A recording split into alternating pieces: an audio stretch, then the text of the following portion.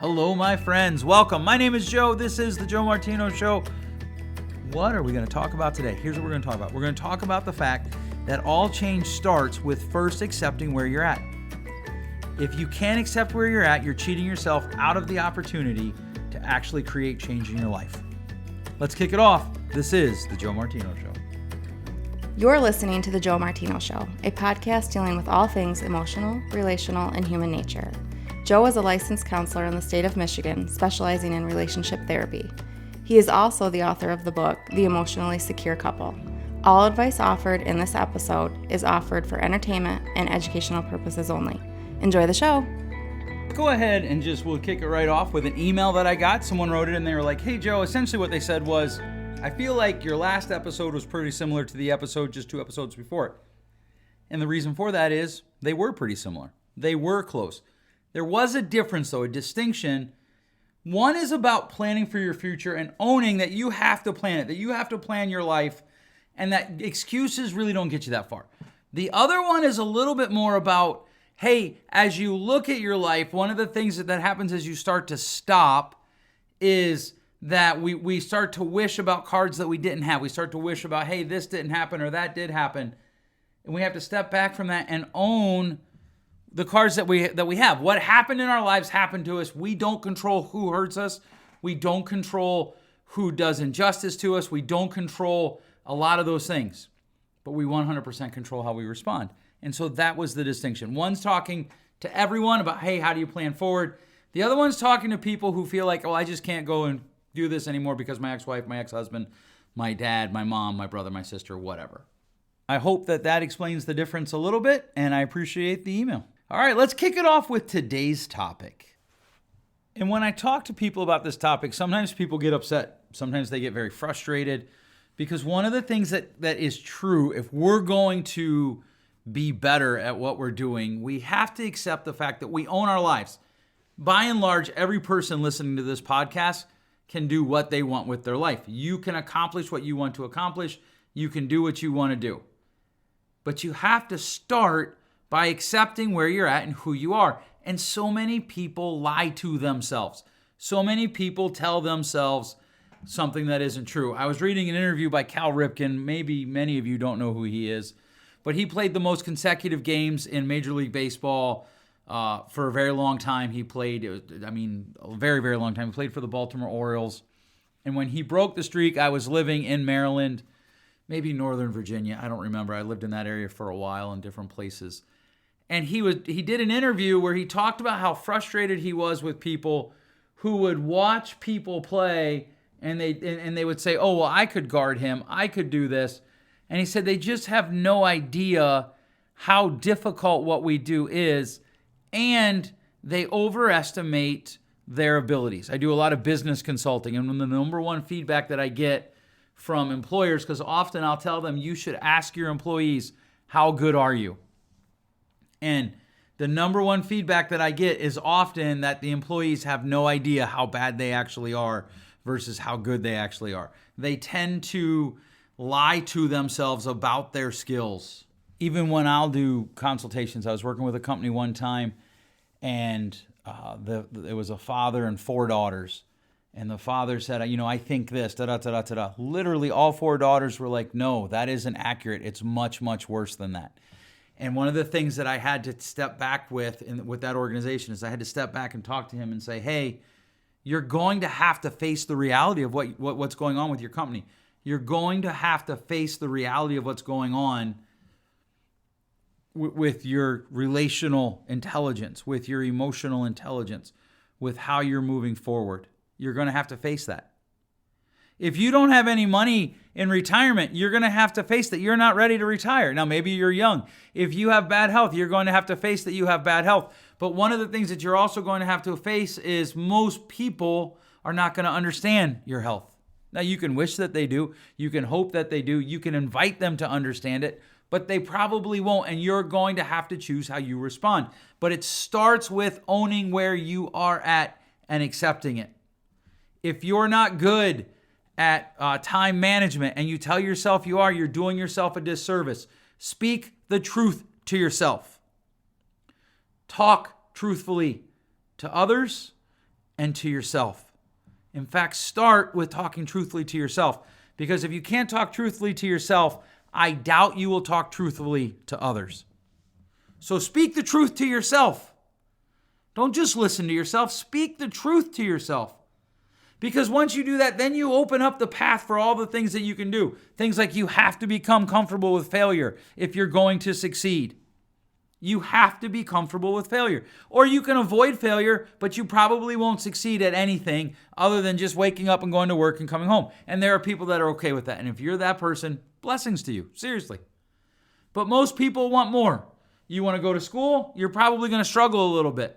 You want to go start a business? You're going to struggle. You want to get a promotion? You might get turned down. What does it take to stop you? When you answer that question, speak truthfully to yourself. There are so many people I hear, they're just, oh man, this COVID, oh man, that COVID. And listen, I get it. We live in Michigan.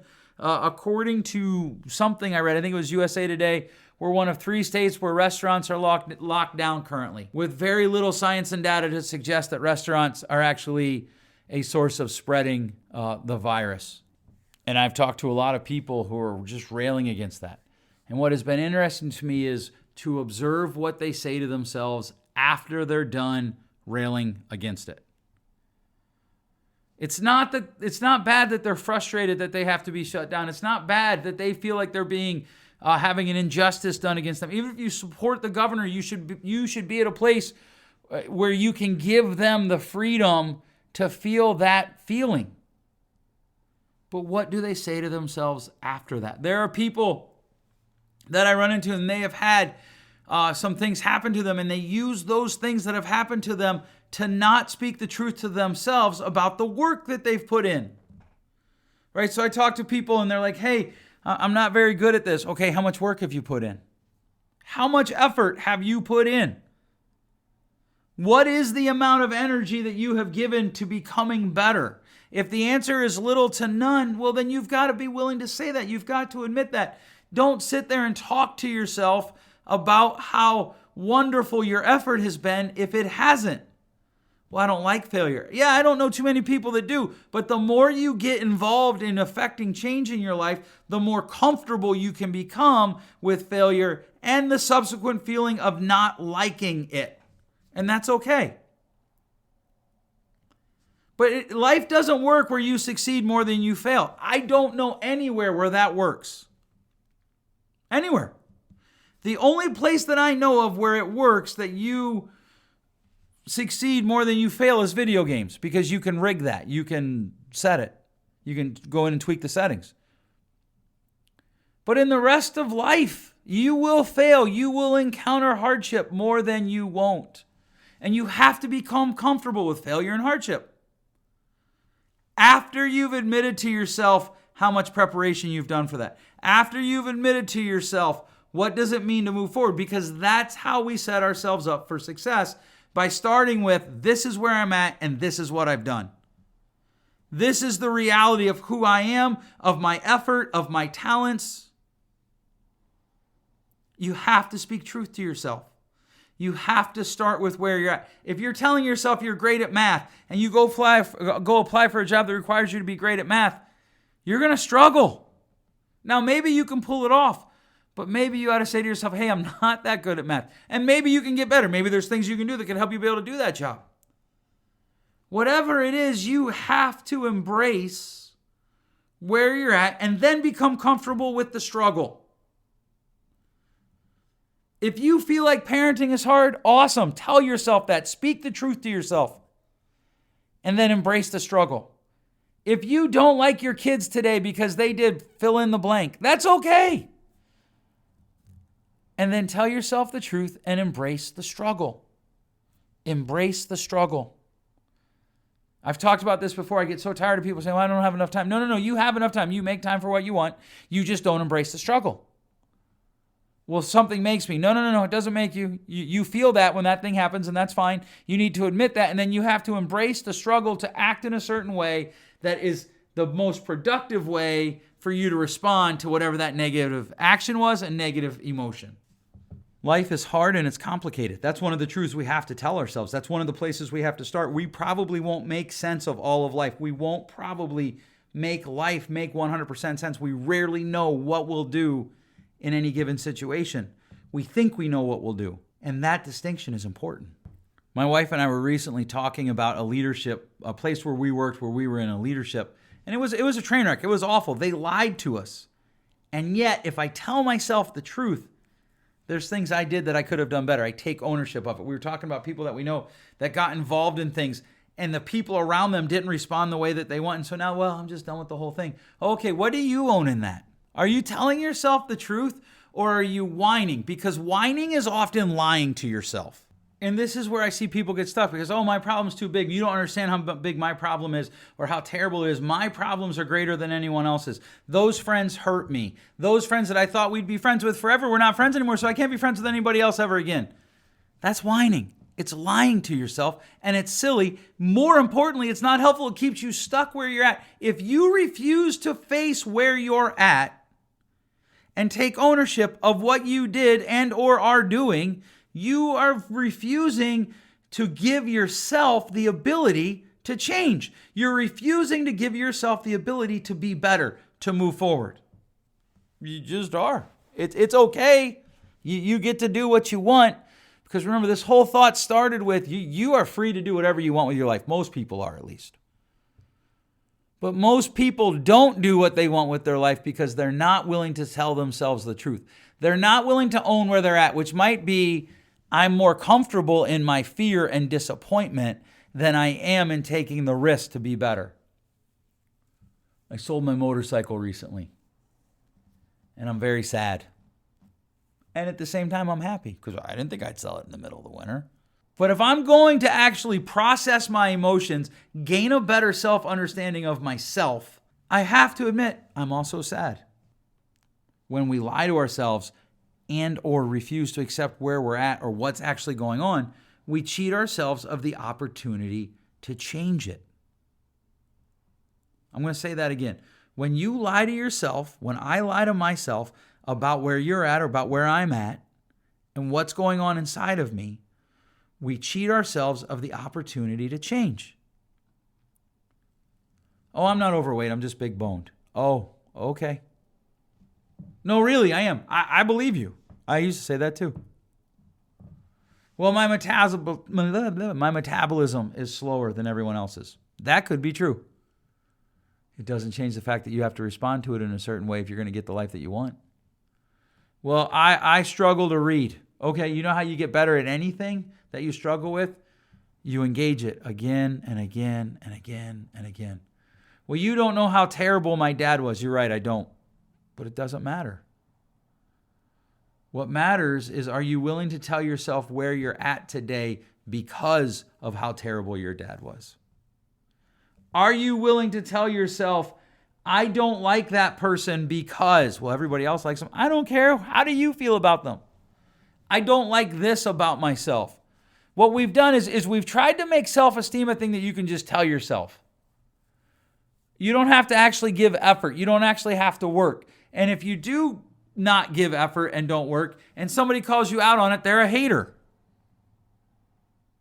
We're getting ready to relaunch my YouTube videos. So we made a whole bunch. And some of them, when I got them back, I was like, okay, we're going to have to re-record these. Not that because the editor did anything wrong, but I look dumb. My shirt, then one of them, I took it off a hanger and you can see where the hangers were. Okay, well, so that's out. How much time do I want to put to this? The truth is, if I'm telling myself the truth, I don't know. What's my desired outcome? That one I have an answer for. And so you have to tell yourself the truth about where you're at in order to embrace the opportunity to grow. And this is really hard. It's really painful. There's a guy whose podcast I listen to. Quite honestly, I don't think his content's any better than mine. In fact, I think his content's a little wonky. But he's a better communicator than I am. He has a bigger platform than I do. In part because he's a better communicator than I am. And I'm not talking about how you communicate thoughts. I'm talking literally about his delivery on his podcast. For one, you never hear blah in his, like you hear in mine today 2 or 3 times. He is better at his delivery. It is soft. It is smooth. It is like butter. And so one of the things that I'm trying to figure out is this just my voice? Or can I get better at it? Is there a way that I can get better at it? Can I get different software? Can I get a coach? How do I dial that down? But none of those questions come if I'm not willing to admit the truth. I worked with a couple one time, and the wife said, our relationship is not good. And the husband's like, no, it is. Shockingly, he wasn't willing to put in a lot of work. That's sarcasm, by the way. He wasn't willing to put in a lot of work to get better. Why? Because his starting place was, it's fine. It's fine. In fact, let's just think about it. Let's just think about some of our natural responses to people that are complete and utter hogwash. They're lies. It's fine. Oh, no big deal. It's fine. Hey, I'm sorry. No, it's okay. That's fine. Or, hey, this happened. Yeah, I'm sorry. Oh, no, it's fine. Or whatever. Oh, it doesn't matter. Yeah, but Joe, you're saying we ought to accept things. I agree. We should brutally accept things. But acceptance doesn't mean we change how we feel about it. Remember, all things happen across two planes. That's why these two planes are also good communication. Facts and feelings. What happened? What is your brain telling you about it? How do you feel about that? So a friend of mine, her husband gets a new car one day and wrecks it the next. Oh, it's fine. I can't tell you the response that I wanted to say to her that ran through my head because this is a family show and I try not to use those words. But hogwash, we'll just leave it at hogwash. It's not fine. Well, there's nothing I can do about it. That's a true statement. That's a factual statement. But when we say fine, we ignore the feelings part of that equation. When we say, oh, it's fine, we're ignoring the feelings part of that equation. And so it's not fine. It's not okay. That happened. This is how I feel about it. And then what's next? Reality. Because now once we say, okay, this has happened, this is how I feel about it, now we can make changes. Now we can move forward. No big deal. That's another one of our lies where we deny the truth. We don't talk to ourselves. Now, what we might want to say if we wanted to be honest was, hey, yep, you know what, that was very hurtful. And I believe that eventually I'll get to the place where I'm okay with it. But right now I'm very hurt. Well, but Joe, that could lead to some very awkward and uncomfortable conversations. I know. Seriously, I know. And yet, if we want to be change agents in our world, if we want to be people who leave a legacy to our children, if we just want to live the best life that we can live, we have to start with being comfortable with what's really going on. If you want to know how good you are at this, ask yourself how you responded the last time you had a meeting with your boss or your direct supervisor and they gave you feedback. How did you respond? Were you able to tell yourself the truth? How did you respond the last time your direct supervisor or your boss acted in a way that you didn't think was appropriate? How did you respond to that? Can you tell yourself the truth? If you can't, you are robbing yourself of the ability to change.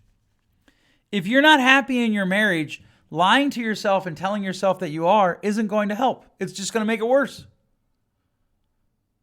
Because your spouse isn't going to know there's anything to change.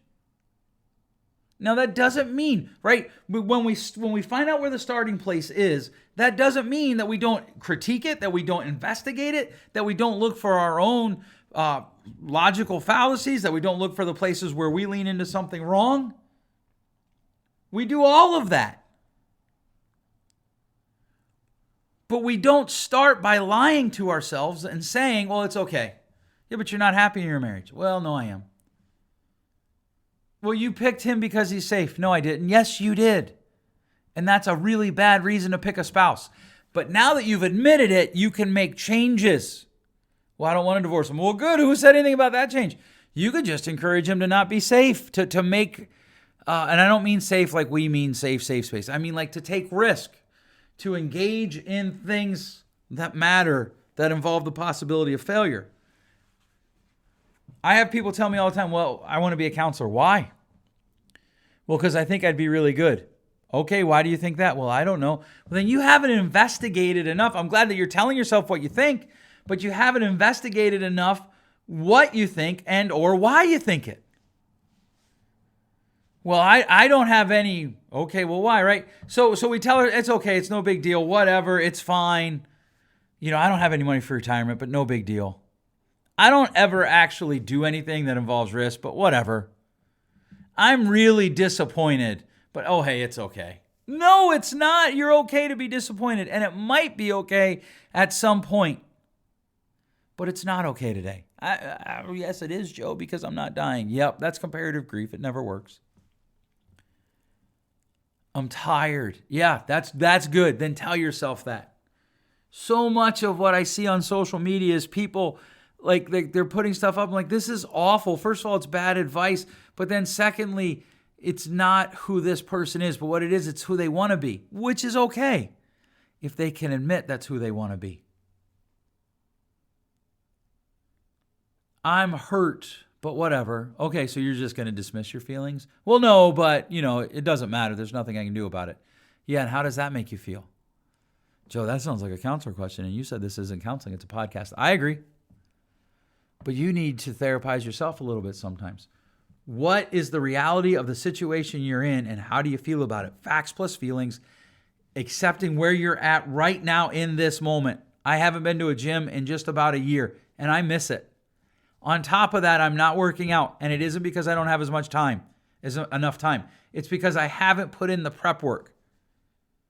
My daughter moved into the room that I use as a boxing room, so I got to move my equipment out and get it reset up, and I haven't done that yet. That's on me. So often people talk about what happens to them without talking about their own responsibility because they're not willing to admit where they're at. So I want to ask you, seriously, where are you today? What's going on in your life and how do you feel about it? That thing, we talked about commitments. What are you committed to? Not what you're capable of. Those things, those 2 or 3 things that you're committed to, how is that going? Have you been putting in the work to get it done? If you haven't, don't give an excuse. Just say, no, I haven't.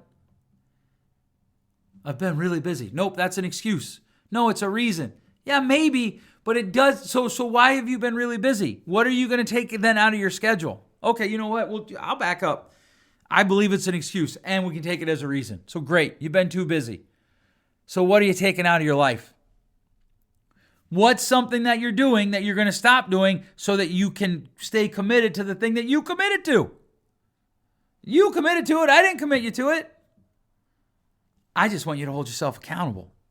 But man, do we hate that word in 2021. What are you doing? Where are you at? I know a guy who had a mess of a tax situation. In fact, I think it's almost all sorted now. But I mean, we're talking like 7 years of a tax mess up. We're talking about thousands of dollars paid in back taxes because he had an accountant that couldn't handle his business structure. And she kept saying to him, no, I can. And he kept saying, oh, okay. They were both lying to themselves. And until he talked to me about it, I was like, dude, she can't handle your tax situation. And he was like, I know. And then I'm like, okay, so now you just admitted to yourself where you're at. What are you going to do about it? Well, no. What are you going to do about it? I'm going to have to get a new accountant. That's right. So he went and got another accountant, and that guy wasn't very good. And so he came back to me. He's like, well, hey, this accountant isn't much better. Then go find another one. Own it. But you can't own it until you've admitted what's going on. Once he said, yes, my tax situation is just a mess, and I need to move on. Okay, now we're getting somewhere. So what's going on in your life? Really and truly, how are you doing today? Are you meeting goals that you have for your life? I don't have any goals. Okay, what are you afraid of? I'm not afraid of anything. Hogwash. What are you doing with your life? You only get so many trips around the sun. What are you doing with it? Sometimes we have to admit that we're more comfortable in our dysfunction than we are in the hope of being functional. Sometimes we're more comfortable in our dysfunction than we are in the hope of being functional. We are, and it's okay. But that's where you end up. And then you get stuck because you can't make changes on something you're not willing to admit. So what's going on in your life? What do you own in it, and how are you going to make changes? Know this, I believe in you. I don't even know you, and I believe in you. You can do this, but you have to start by accepting where you're at. Are you too indulgent with your children? You got to admit that. Are you too strict with your children? You got to admit that. Are you too worried about grades? You got to admit that.